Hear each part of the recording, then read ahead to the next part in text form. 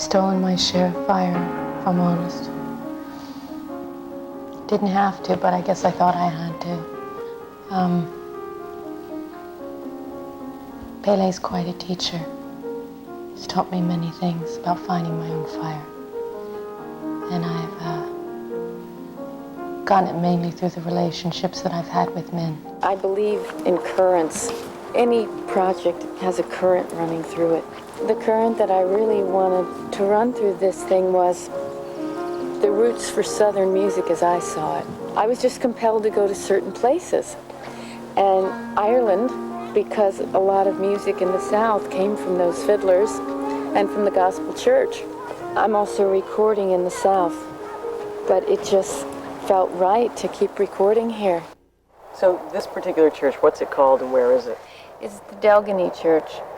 We chose this church. We looked at like 17 churches in Wicklow. The acoustics here were just the best.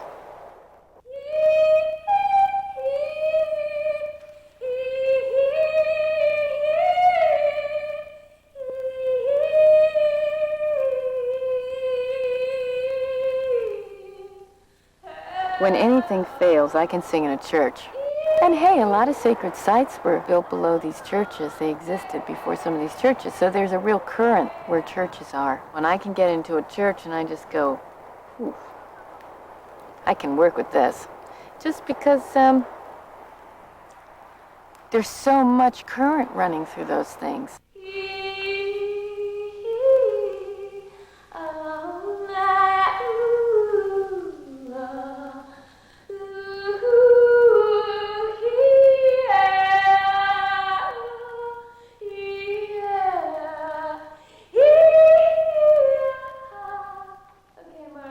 I've never experienced such an amazing sky or an amazing ocean, like the feeling of when the sound is coming through and I don't know where it's going and it's totally aligned. It's just right. You know, there's this little silver string that's running off this planet somewhere else, coming down, and it comes down through the little red head and it's going right through here and right through there and into the ground. And it goes way in and then it goes through the earth and somewhere else and there's this chord running and I just happen to, it's like lightning. And you just happen to get struck by lightning and yet you're still singing and dancing.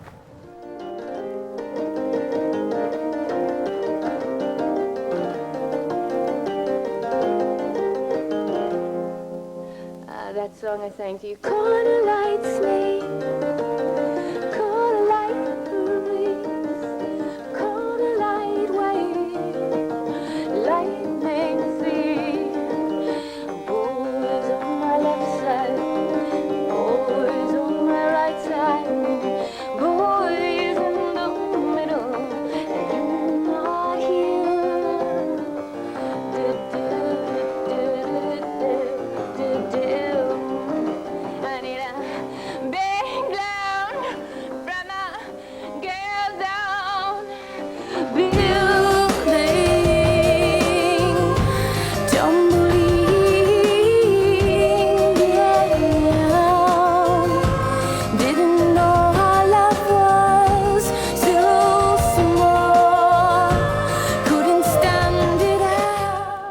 Caudalight's knee specifically has nuns on it. More than nuns, it's nuns invoking this myth of the female god energy.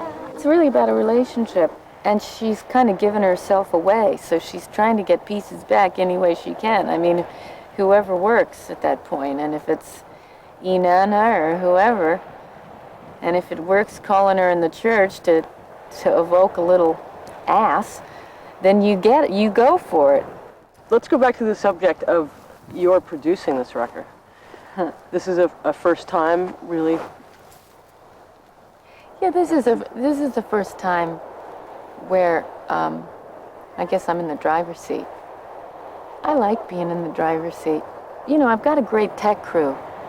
They're producing with me sonically, because they're not just engineers. They're like really going about it from a different thing than just getting it on tape.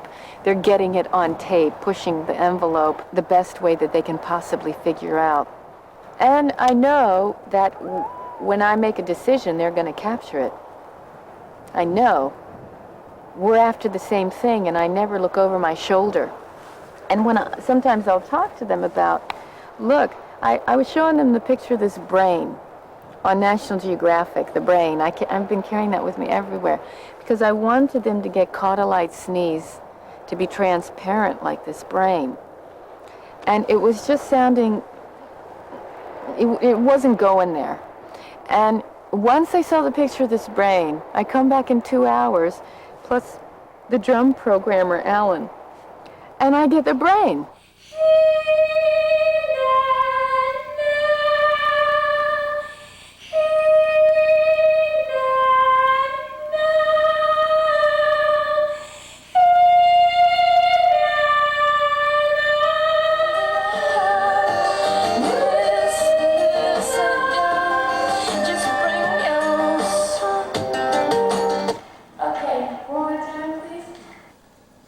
Okay, here we go.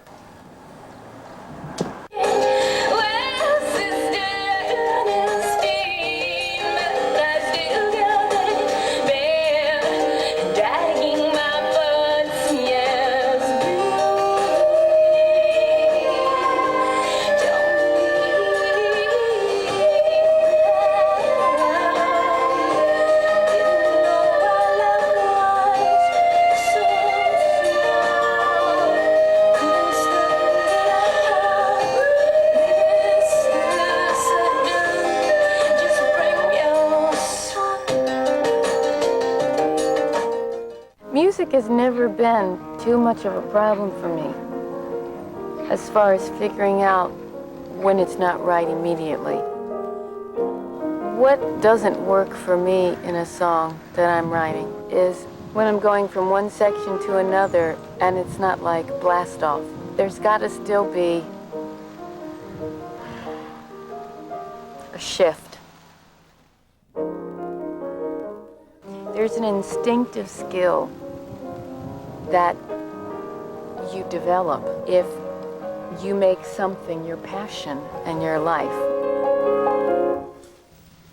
It's like cooking. You don't think or read or sit there and go, well, I'm going to use the nutmeg now in this pea soup. You just pick the nutmeg in because, I don't know, maybe you've spent time in India or Asia and you have you develop a certain sense. Everything is food with me, isn't it? But it's very much like that with me now, where, yeah, I've spent a lot of time expanding my vocabulary as a writing chord progressions. I'll sit there and have maybe a melody, and I'll put, I don't know, 13 choices underneath that, different things that it can do, just to see what all it can do. It's like, well, you know, like when people play with their computers, well, what can it do? Well, it's the same thing that I do with the melody line. How far can I take this, and can I make a few different pieces where you wouldn't even know you're listening to the same melody? Even though it's exactly the same. You'd go, well, wait a minute, isn't that the same melody? But this is totally different. Obviously, I might be shifting the rhythm, and that'll, you know, change everything. It will in copyright court anyway. But the thing is, I've developed that skill, and I've spent years just like a woodworker. I think that's, yeah, a lot of this is just comes through. Like any artist, I think you just got a little sprinkle on the head, you know, next to you know, that guy in that movie Beetlejuice, and you just hope that you don't shrink. And you're sitting there going, yeah, I know that I've just got my socket plugged into this thing. I don't have it plugged into painting or mathematics or inventions or that kind of thing, but I do have it plugged into music and concepts. I can really understand how I want to present something, because it's like I'm telling this person this story, and I find it incredibly important, and I am not getting through here. So what I do is bring up images or pictures in their mind that takes them to that feeling. Hello? Hello, Mark.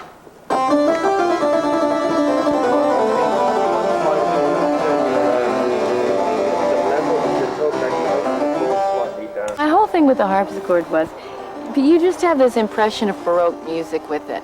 And I'm like, you know what? I got the impression from the energy of harpsichord, she who I term the id of harpsichordness. And she's like, I have been read wrong, honey. And I'm like, okay, so let's try and read you right. Not to take away from the people that have done stuff with the harpsichord, but, you know, there's no ass in it.